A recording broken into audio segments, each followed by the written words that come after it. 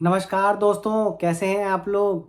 दोस्तों, जब से चुनाव हुए हैं ना 3 दिसंबर से, और तीनों जिन स्टेट्स में जो है बीजेपी जीती है, लोग परेशान हो गए हैं पूछ पूछ के कि इन तीनों स्टेट्स में बीजेपी किनको सीएम बनाएगी। चाहे वो राजस्थान हो, चाहे वो एमपी हो, चाहे वो छत्तीसगढ़ हो, लोग पूछ पूछ के और इवन टीवी चैनल वाले भी दिखा दिखा के परेशान हो गए हैं कि कौन सीएम बनेगा भैया। हर हर स्टेट में जो है 7-7, 8-8 सीएम कंटेंडर हैं बीजेपी के।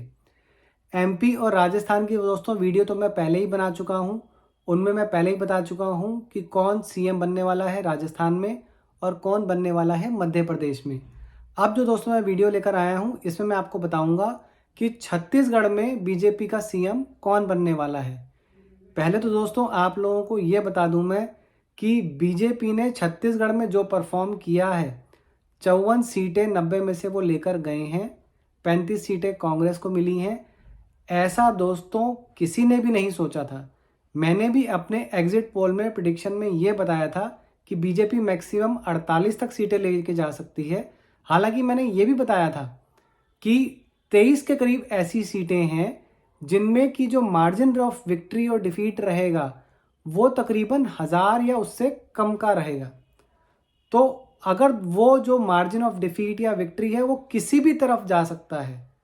मैंने उसमें तकरीबन 13-14 सीटें कांग्रेस को दी थी, 13-14 सीटें जो हैं वो बीजेपी को दी थी। जो तकरीबन 24-25 सीटें थी ऐसी, उसमें दोस्तों तकरीबन ऐसा लगता है कि 20-22 के करीब ऐसी सीटें गई हैं जो 1000 से कम वोटों से जो हैं चुने गए हैं, जिसमें एमएलए वो बीजेपी की तरफ गई हैं, जिसकी वजह से कि उन्होंने 54 सीटें छत्तीसगढ़ में जीत ली हैं। ये तो हुई दोस्तों चुनावों की बात। अब मैं आप लोगों को बताता हूं कि कौन जो है छत्तीसगढ़ में सीएम के कंटेंडर्स कौन कौन हैं। पहले तो दोस्तों जो ऑलरेडी 5 साल पहले 3 बार जो हैं वो छत्तीसगढ़ के सीएम रह चुके हैं, डॉक्टर रमन सिंह, वो एक सीएम के कंटेंडर हैं। उसके बाद दोस्तों जो नंबर आता है वो आता है अरुण साहब का। अरुण साहब दोस्तों काफ़ी कद्दावर नेता हैं छत्तीसगढ़ की राजनीति में। वो काफ़ी स्ट्रॉन्ग कंटेंडर हैं वहाँ के सीएम बनने के। पर क्या वो सीएम बन पाएंगे, ये मैं आपको आगे आने वाली वीडियो में बताऊंगा।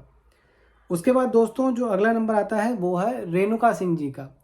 रेणुका सिंह जी जो हैं वो यहाँ की एक आदिवासी नेता जो हैं वो मानी जाती हैं। वो आदिवासियों को नेतृत्व करती हैं उनका। वो अभी जो है वो मिनिस्टर ऑफ स्टेट्स जो हैं वो जी हाँ, मिनिस्टर ऑफ स्टेट्स हैं वो ट्राइबल अफेयर्स की। उन्होंने भरतपुर सोनहाट सीट से वो अभी एमएलए चुनी गई हैं। उससे पहले वो जो है अब वो रिज़ाइन कर चुके हैं। वो भी जो है पीएम की मिनिस्ट्री में थी, minister of states tribal affairs थी वो। परंतु अब वो उस जो उनकी है वो रिज़ाइन कर चुकी हैं एमपी सीट से भी और अपने मिनिस्ट्री पद से भी, एमओएस से भी। वो भी दोस्तों काफ़ी स्ट्रॉन्ग कंटेंडर है। उसके बाद दोस्तों नाम आता है विष्णुदेव साय जी का। विष्णुदेव साय भी दोस्तों छत्तीसगढ़ की राजनीति में, जो भी लोग छत्तीसगढ़ की राजनीति को जानते हैं वो जानते हैं कि विष्णुदेव साय जी बहुत बहुत बड़ा नाम है छत्तीसगढ़ की राजनीति में। तो वो भी दोस्तों एक बहुत बहुत स्ट्रॉन्ग कंटेंडर हैं वहाँ के सीएम बनने के लिए। बन पाएंगे या नहीं बन पाएंगे वो मैं आपको आगे बताऊंगा। 5वां नाम आता है दोस्तों, वो है ओपी चौधरी जी का। ओपी चौधरी जी जो है वो 2005 बैच के आईएएस ऑफिसर थे। इन्होंने 2018 में रिज़ाइन करके जो है इन्होंने बीजेपी ज्वाइन की। 2018 में जो इन्होंने चुनाव लड़ा उस वक्त क्योंकि कांग्रेस का जो है सुनामी आ रखी थी, कांग्रेस ने 68 सीटें जीत ली थी, तो उस चुनाव में जो है वो हार गए थे। ये रायगढ़ से जो है उस वक्त उन्होंने चुनाव लड़ा था। पर उसके बाद जो है अब ये इन्होंने 2023 में फिर से रायगढ़ से चुनाव लड़ा है और ये तकरीबन 64,000 वोटों से विजयी रहे हैं ओपी चौधरी जी। तो क्या ये भी सीएम के एक कैंडिडेट फेस हो सकते हैं? बताता हूं दोस्तों मैं अभी आपको थोड़ी ही देर में। दोस्तों इससे पहले मैं आपको ये बता दूं कि यहाँ पे जो पर्यवेक्षक जाने वाले हैं 3 पर्यवेक्षक जाने वाले हैं सभी तीनों स्टेट्स में। यहाँ पे जो पर्यवेक्षक जाने वाले हैं उनसे क्या कुछ इंडिकेशन मिलता है कि कौन यहाँ का सीएम हो सकता है? पहले ऑब्जर्वर दोस्तों यहाँ पे अर्जुन मुंडा जी, जो मिनिस्ट्री ऑफ ट्राइबल अफेयर्स के मंत्री हैं इस वक्त, अर्जुन मुंडा जी। उनके आने से क्या कुछ इंडिकेशन मिलता है कि वो यहाँ पर आ रहे हैं ऑब्जर्वर बन के? तो क्या उनका रोल रहेगा और वो किसको यहाँ पर बनाने आ रहे हैं, आपको बताता हूँ थोड़ी देर में। दूसरे हैं दोस्तों सर्वदानंद सोनोवाल जी। सर्वदानंद सोनोवाल जो है असम के, जब बीजेपी की पहली बार सरकार बनी थी 2018 में, तब असम के चीफ मिनिस्टर रहे थे। अब हेमंत बिश्व शर्मा जो है वो चीफ मिनिस्टर हैं। उसके बाद दोस्तों तीसरे जो ऑब्जर्वर जा रहे हैं वो हैं दुष्यंत कुमार गौतम। ये भी बीजेपी के दोस्तों काफ़ी कद्दावर नेता हैं, संगठन में भी इनकी जो है वो काफ़ी मजबूत पकड़ है।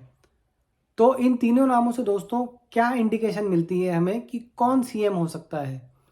दोस्तों इन तीनों नाम से जो मुझे इंडिकेशन मिल रही है वो ये है दोस्तों कि निर्विवाद, यहाँ पर निर्विवाद बिल्कुल जो है वो रेणुका सिंह जी को यहाँ पर चीफ मिनिस्टर बनाया जाएगा।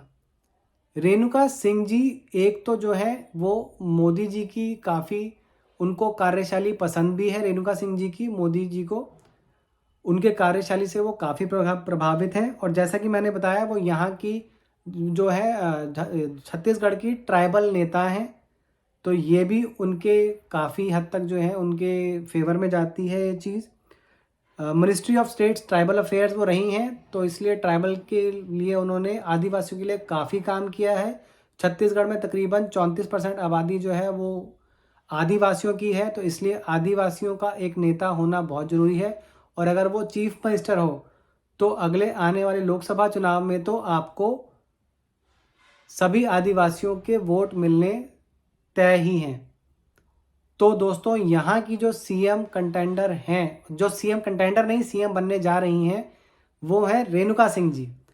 अब इनके साथ दोस्तों किसको डिप्टी सीएम बनाया जा सकता है, इसमें दोस्तों मैं थोड़ा सा कंफ्यूज हूँ। इसमें जो मुझे लगता है दोस्तों विष्णुदेव साय जी को जो है वो डिप्टी सीएम बनाया जाएगा, क्योंकि वो एक काफ़ी कद्दावर नेता हैं छत्तीसगढ़ के। जैसे कि मैंने आपको पहले ही बताया कि जो भी छत्तीसगढ़ की राजनीति के बारे में जानते हैं वो विष्णुदेव साय जी को जानते हैं कि वो कितने कद्दावर हैं, और वो उनकी संगठन में भी काफ़ी मजबूत पकड़ है। तो उनको जो है रेणुका सिंह जी को सपोर्ट करने के लिए डिप्टी सीएम बनाया जा सकता है। एक अगर दोस्तों शायद ये हो सकता है, हालांकि थोड़ा सा एक वीक पॉइंट ओपी चौधरी के लिए ये आता है कि उन्होंने अभी 2018 तक जो है वो आईएएस की अपनी नौकरी में ही थे, तो उनको इतना एक्सपीरियंस नहीं है पॉलिटिशियन होने का। अभी पहली बार ही वो चुनाव जीतकर जो है एमएलए बने हैं, तो उनको उतना पॉलिटिकल एक्सपीरियंस नहीं है। बट अगर भविष्य की राजनीति करना चाहे छत्तीसगढ़ में, अगर उनकी वो सोच होती है, तो दोस्तों काफ़ी हद तक पॉसिबल है कि ओपी चौधरी जी को भी जो है वो डिप्टी सीएम बनाया जा सकता है। ओपी चौधरी जी डिप्टी सीएम बने या ना बने, लेकिन उन्हें कोई ना कोई मंत्रालय ज़रूर दिया जाएगा छत्तीसगढ़ में, ये तो कन्फर्म है, क्योंकि उन्हें भविष्य के नेता के तौर पे ज़रूर जो है बीजेपी प्रोजेक्ट करना चाहेगी। काफ़ी अच्छे कद्दावर नेता वो बनते जा रहे हैं छत्तीसगढ़ के। हालांकि चुनाव वो पहली बार जीते हैं, और यही उनका एक जो है वो नेगेटिव पॉइंट भी है कि पहली बार ही चुनाव जीते हैं, इसलिए सीएम फेस तो वो कतई नहीं है। हाँ, पर उनको मिनिस्ट्री जो है वो ज़रूर दी जा सकती है। तो दोस्तों अब आशा करता हूँ कि तीनों ही वीडियो आपने मेरे देख लिए होंगे और आपकी जो सारी कन्फ्यूजन है वो दूर हो गई होगी कि कौन से राज्य में कौन सा चीफ मिनिस्टर और डिप्टी सीएम बनने जा रहा है। छत्तीसगढ़ में भी मैंने आपको क्लियर कर दिया है कि रेणुका सिंह जी जो है वो सीएम बनेंगी, और विष्णुदेव साय जो हैं वो यहाँ के डिप्टी सीएम बनेंगे। इससे ज़्यादा क्लियर दोस्तों आपको कोई नहीं बताएगा। मोदी जी और शाह जी ने डिसाइड कर लिया है। अर्जुन मुंडा को उन्होंने इसीलिए भेजा है कि वो वहाँ पे जाके जितने भी एमएलए हैं उनको जो आला कमान है बीजेपी का उसका डिसीज़न बता सकें कि आला कमान ने ये डिसीज़न दिया है, आप लोग इससे सहमत हैं या नहीं हैं, और जब आला कमान डिसीज़न देता है तो बीजेपी को जो है वो एक अनुशासित पार्टी है, उसके सभी एमएलए एमपी सभी जो है आला कमान की बात मानते हैं। और हो भी क्यों ना दोस्तों, क्योंकि आप मानिए या ना मानिए, तीनों जगह पे जो है सिर्फ नरेंद्र मोदी ही फेस थे। सिर्फ एक एमपी में आपको कहा जा सकता है कि एमपी में फेस तो नरेंद्र मोदी थे, परंतु जो अपने शिवराज सिंह चौहान थे, उनकी योजनाओं की वजह से बीजेपी को लैंडस्लाइड विक्ट्री मिली है। 165 166 सीटें जीतना दोस्तों 230 में से मजाक नहीं है। 70% सीटें, 48% वोट लेकर जाना आसान नहीं है। अकेले मोदी जी ने नहीं किया है, शिवराज सिंह चौहान भी जो है वो काफ़ी, उनकी योजनाएं जो है काफ़ी सक्सेसफुल रही थी वहाँ पर खैर क्योंकि ये छत्तीसगढ़ का मैंने वीडियो बनाया है तो मैं छत्तीसगढ़ पे ही रहूँगा दोस्तों। मैंने आपको क्लियर कर दिया है कि कौन वहाँ पे सीएम बनेगा, कौन वहाँ पे डिप्टी सीएम बनेगा। मेरे इस वीडियो को लाइक करने के लिए, सब्सक्राइब करने के लिए और शेयर करने के लिए और कमेंट करने के लिए आप लोगों का बहुत बहुत धन्यवाद। हो सकता है आप लोगों में से काफ़ी लोग जो है मेरा ये वीडियो देखें और देख करके सेव कर लें कि जब टीवी वाले बताएंगे कि कौन सा नेता सीएम बन रहा है, कौन सा डिप्टी सीएम बन रहा है, तब मैं ये लोगों को शेयर करूंगा। तो इसके लिए भी आप लोगों का अभी से बहुत बहुत बहुत धन्यवाद दोस्तों। अब मैं अपनी वाणी को यहीं पर विश्राम देता हूं। जल्दी ही दोस्तों, क्योंकि अब जो है T20 सीरीज़ फिर से शुरू हो रही है इंडिया और साउथ अफ्रीका की। इंडिया वहां पर कैसा परफॉर्म करेगी, ये वीडियो भी मैं जल्दी ही लेकर आऊँगा। हो सकता है कोशिश करूँगा कल सुबह ही मैं वीडियो डाल दूँ कि टीम सिलेक्शन कैसी होगी इंडिया की, कौन कौन सा खिलाड़ी जो है वो चुना जाएगा, साउथ अफ्रीका की टीम कैसे होगी और इंडिया टीम कैसे परफॉर्म करेगी। बहुत जल्दी ही मैं ये वीडियो लेकर आऊँगा। बाई चांस अगर बिजी रहने की वजह से दोस्तों ये वीडियो नहीं ला पाया तो मैच के बाद तो मैं ज़रूर समराइज़ करने के लिए आऊँगा दोस्तों, चाहे रात को 11 बजे क्यों ना आऊँ, कि इंडिया ने कैसा मैच खेला, साउथ अफ्रीका ने कैसा मैच खेला, कौन जीता, कौन मैन ऑफ द मैच रहा, कौन इम्पैक्ट प्लेयर रहा। अभी के लिए दोस्तों आप लोगों का बहुत बहुत बहुत धन्यवाद।